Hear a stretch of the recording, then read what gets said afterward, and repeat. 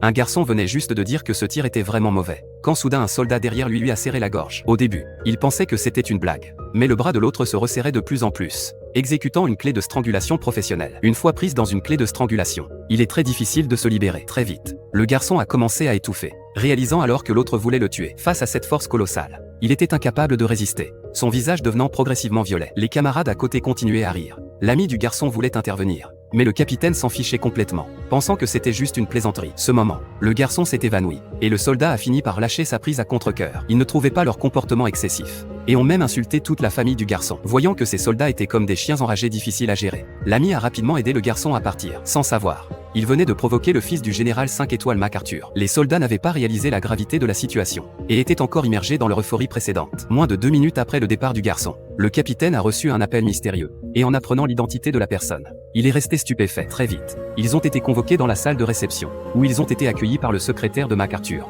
Les deux hommes étaient terrifiés, furieux d'apprendre que son fils avait été maltraité, voulait les expulser de l'armée. Le soldat, terrifié, a essayé d'expliquer que ce n'était qu'une petite blague, pour ne pas impliquer ses camarades.